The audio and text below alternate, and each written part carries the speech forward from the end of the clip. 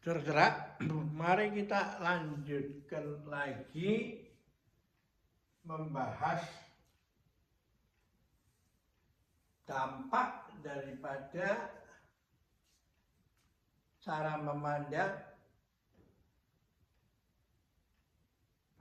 setiap hari satu langkah, meskipun perjalanan masih ribuan kilometer.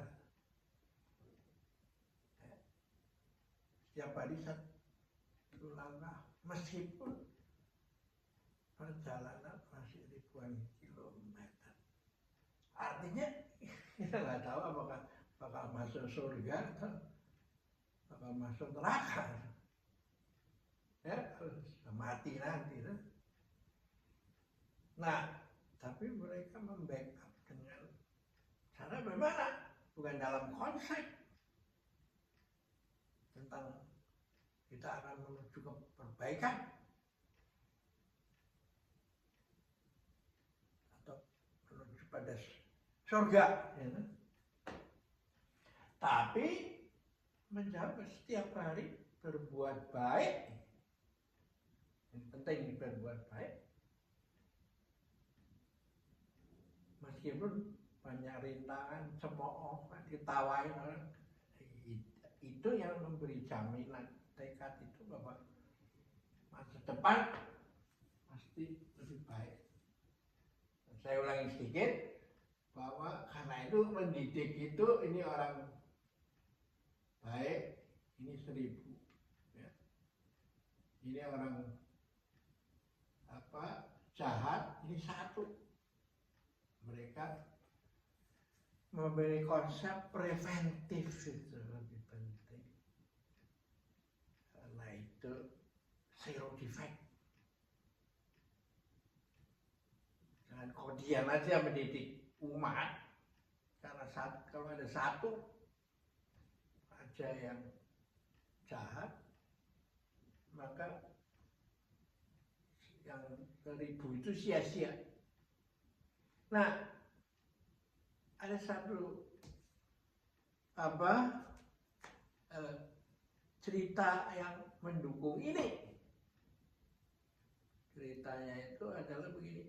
Di zaman dulu itu ada seorang ahli membuat pedang yang luar biasa.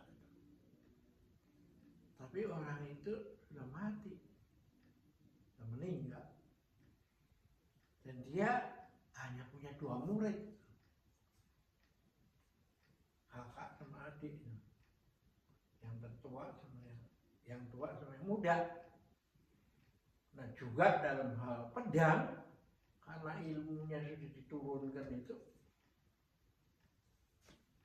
orang nggak bisa membedakan ini pedang ini bikinan murid tertua atau murid yang muda, juniornya itu. Karena ini sama-sama tajamnya lah. Bagaimana cara ngetesnya? Mengetahui ini bikinan si Suheng, dan ini bicaranya si Sutenya, ya. Main tua semuanya. Nah, metodenya begini. Pedang itu ditaruh di air yang mengalir, ya. Sungai itu, ya, deras itu. Nah, di sini mengalir di sini, dan di sini dikasih daun itu, ya.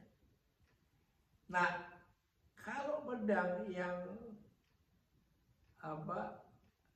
bikinan yang muda itu, murid yang muda, lebih muda, itu melewati itu pas patah itu, terbelah daunnya.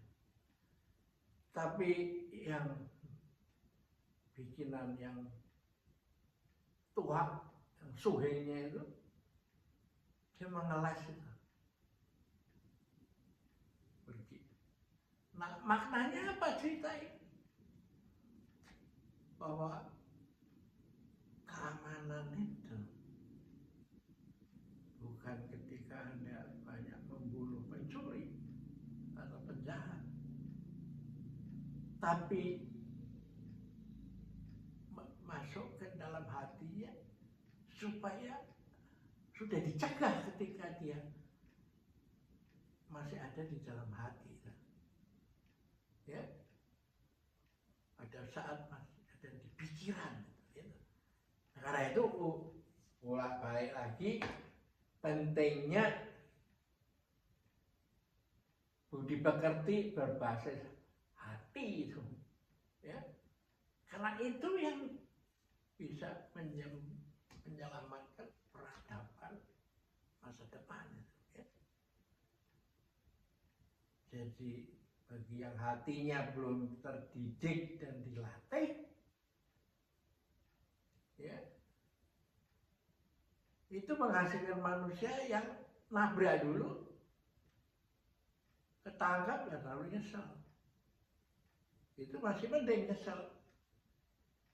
Setelah itu memaki-maki polisinya, kenapa kok SIM dan STNK saya ditangkap, disita dan sidang. Ya. Yang benar adalah orang yang tahu, wah dilarang dong ini, ya benar saya jalan beda jalurnya, saya berbeda ya toh, menentang arus ya toh. Atau lampu merah kita terobos saja, atau dilarang parkir kita parkir ya toh, dilarang stop ya kita stop ya. Nah inilah pentingnya menurut saya atau kita kembali kepada pendidikan budi pekerti yang benar. Ya. Oke, kita akhiri dulu perjumpaan kita sampai sini.